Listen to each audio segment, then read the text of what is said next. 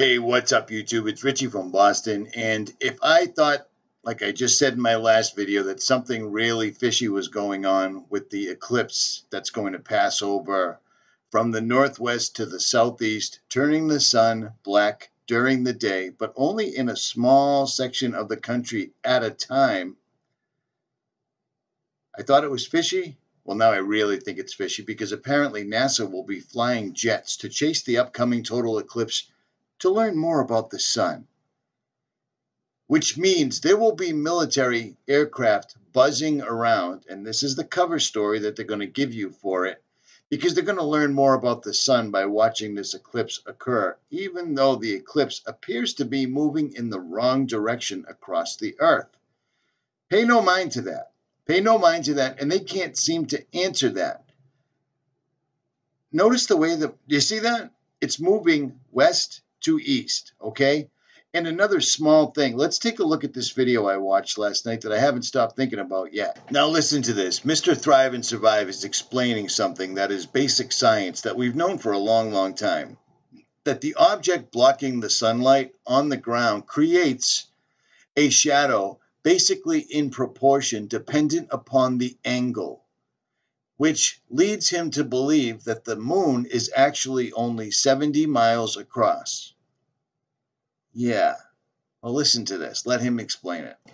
Now, according to this information right here at space.com, the moon's diameter is 2,159 miles wide, which means it should cast a shadow approximately the same size. And yet, that's the actual shadow it's going to cast. Only a couple.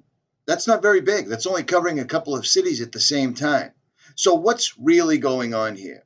The moon's traveling from west to east. The eclipse is traveling from west to east. It's only casting a shadow about 70 miles wide. None of this makes any sense, and it all goes directly back to everything I've been telling you in the first place. The moon is nowhere near as far away as they've told us it is. The moon is definitely not something that they've landed on, and the moon is indeed self-illuminated. I don't even know how many emails I've gotten in the last couple of weeks that are asking me, have you noticed that the moon sits in the same spot all night long and doesn't move? And now suddenly NASA's going to have jets chasing the eclipse? Is that what they're going to be doing? Or are they going to be chasing the eclipse to make sure that all the equipment runs properly and the eclipse comes off the way it's supposed to? Because none of this makes any sense whatsoever at all. And it just keeps getting stranger and stranger as time goes by. Lots and lots of people are asking me if they think that this is some sort of an enormous black magic ritual that is going to get everyone focusing on the sun and the moon at the same time. And I think perhaps maybe it could be. I don't know, but neither does anybody else. The only thing I can tell you is to wrap yourself in the full armor of God. Beg God on bent knee to wrap you in the full armor of God. Say a prayer while you're monitoring this thing. But back to Mr. Thrive and Survive. Guys, we are going to eat this eclipse for breakfast, lunch, dinner, brunch, snacks. This is totally going to blow away the globe model when we get done with this. This is already going to do it right here. You see this path, guys? This is about 70 miles across. 70 miles across. So, according to this... Real quick, let me interject. My intentions are to travel probably around to this area, either Nebraska or Wyoming, to try to get the best view I possibly can from the highest location I can. And from what I can gather, Wyoming, there's a mountain range right around there. And again, I will leave a link in the description to my PayPal for anyone that is so inclined that wants to see this live streamed as it's occurring on my channel. That is exactly what I'm going to do. If anyone wants to help to defer the cost, that would be awesome. But again, I digress. And according to the laws of science and the physics of light and shadow, the moon can be no bigger than 70 miles across, because the shadow has to be the same size or larger than the object. Has to be. But guess what? Because it's not, they come up with this bull crap right here. That's why they come up with this lie. This is why the only time in the history of the world that sun rays do not come off at 90 degrees and strike the earth as during eclipses. This is an absolutely ridiculous model. See the enormity. According to the claimed dimensions, diameter, and sizes NASA has given us over the years, the sun is enormous. The moon being 2,000, the moon is larger than the United States is tall, up and down. It should cast a shadow straight across, not this pinpoint nonsensical bullshit that they're giving us, but that is what they're handing us.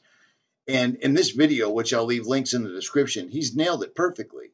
So every single solitary thing about this entire eclipse, everything now we're going to have military jets in the sky chasing this thing down. Or are they going to be making sure the equipment works right for the enormous mega ritual that they're going to accomplish on the 21st? None of this passes the sniff test. None of it.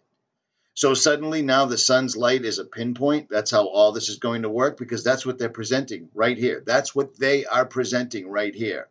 Instead of the sun hitting the earth exactly the way it does, where it lights up this entire swath, it's going to light up this one flat. This is exactly like a flashlight. This goes back to all the videos I put up over the years telling you that they do, in fact, have a solar simulator satellite. It's made by Boeing in conjunction with Bausch & Lomb.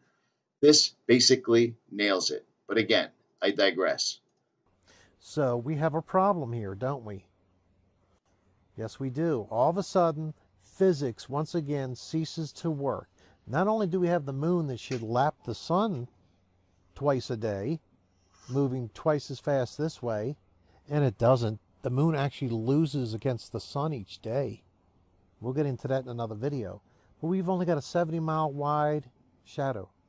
Period. That means the moon, according to science, according to the physics of light, can be no wider than 70 miles. So we're a little over 2,000 miles off, science is, on the size of the moon. So we're left with a couple of perplexing questions. Since the laws of physics cannot change, and of course they say they do with astronomical units for whatever reason, but it doesn't change when astronomical units are striking an airplane in the sky or clouds or whatever. Or, of course, on 9/11.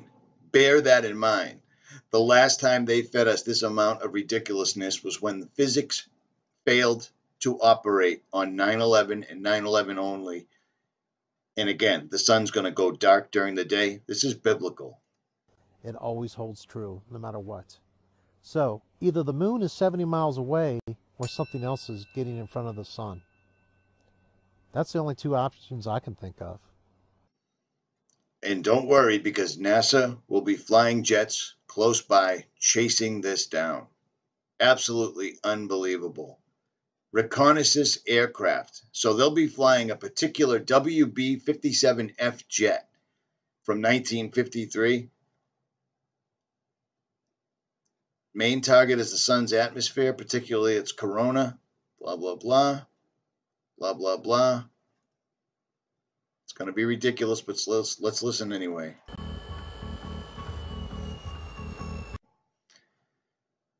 Okay. Bear in mind the type of planes they're going to be using. This is important. 𝗦𝗵𝗿𝗀𝗡𝗃. So what is that? That's 66 times 2.